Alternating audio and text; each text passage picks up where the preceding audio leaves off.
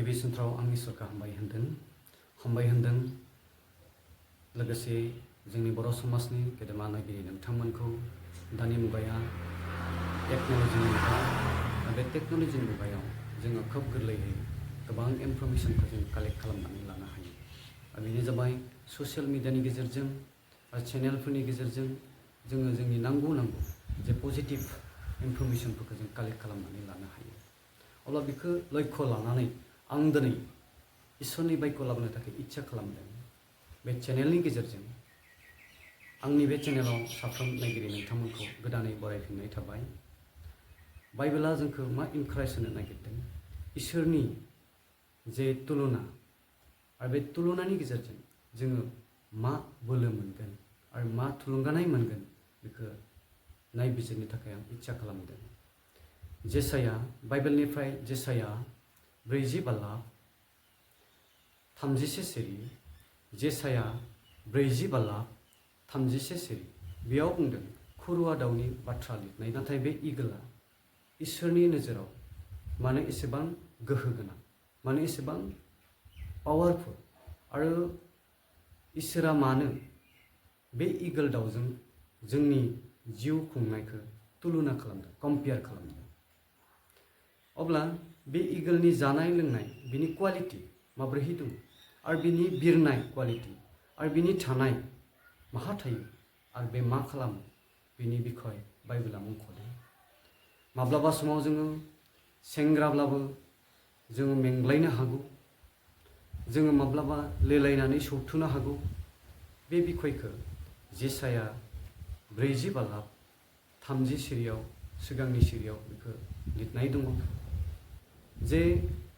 बे बाथ्राया जोङो मानसि जानानै माब्लाबा जोंनि आत्मिक जिबना दुर्बल जालांनो हागौ जोंनि साननाय सिन्ताफ्रा दुर्बल जालांनो हागौ जोङो फोरबोजों जुगाजुग लानाय फोरबोजों खाथि सोमोन्दो थानाय आत्मिक जिउै जीवन जापन खालामनाय बे जिउआ जोंहा गोमालांनो हागौ बाइबेला जोंखौ थुलुंगा होदों इगोल दाउखौ नायनानै जोंखौ सोलोंनो थाखाय इनकारेज खालामदों तुलना खालामदों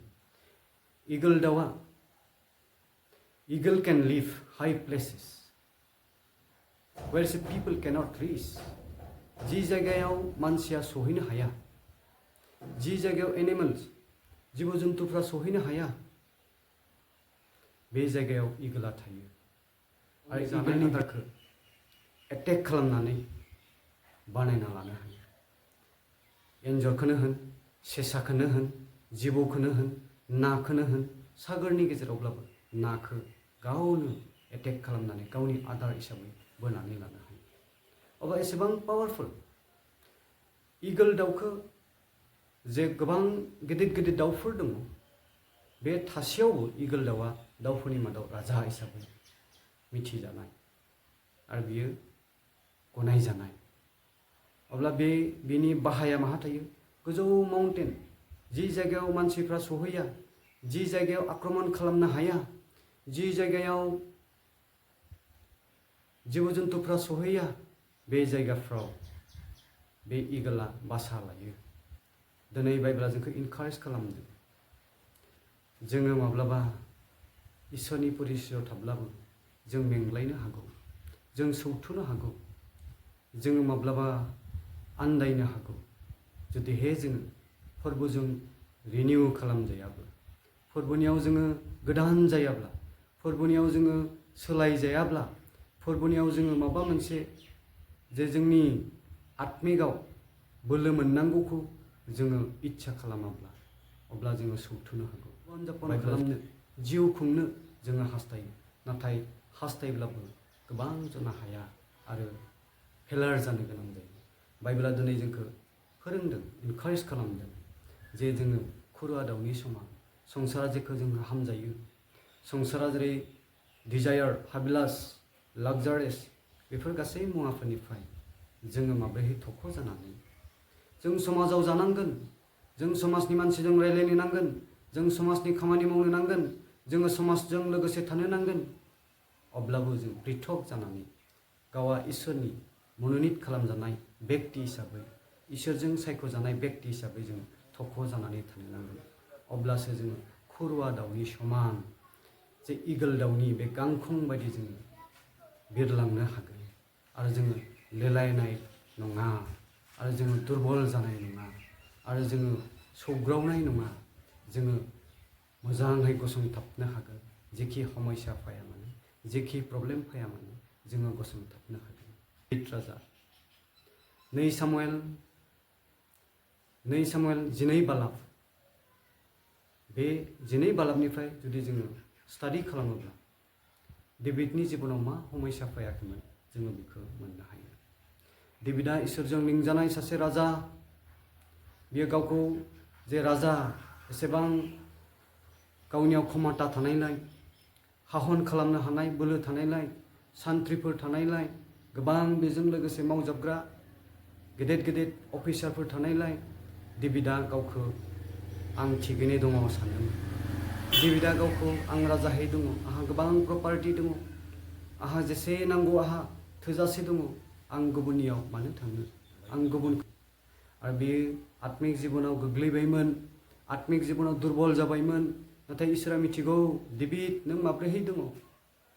इसोरा सोंदों दाभिद नों मा खालामदों दाभिदा बुंदों आं थिगैनो दङ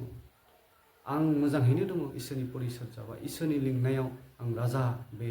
खामानिखौ मावनो हादों आं देशखौ सालायनो हादों आं देशखौ परिचालना खालामनो हादों आं थिगैनो दङ दाभिदा सानदोंमोन आं थिगैनो दङ नाथाय इसोरा मिथिगौ बिनि दुर्बलताखौ नाथाय इसोरा मिथिगौ बिनि खामानि मावनायखौ जे दाभिद राजाया उरियाखौ रोनाव थिनहरनानै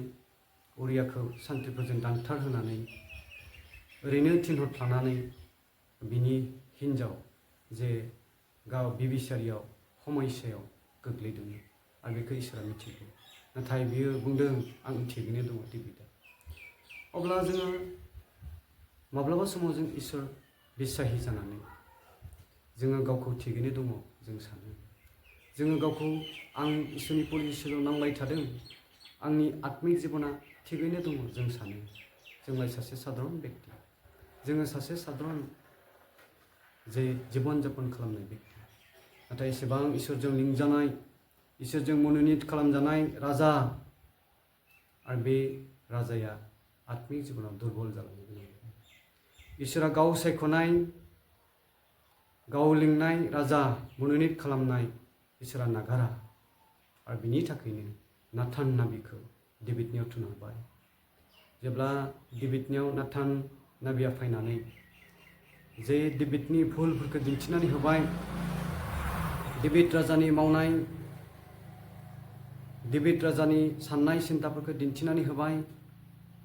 अब्लानिया दाभिदा थर मोनबाय नंमारगौ आङो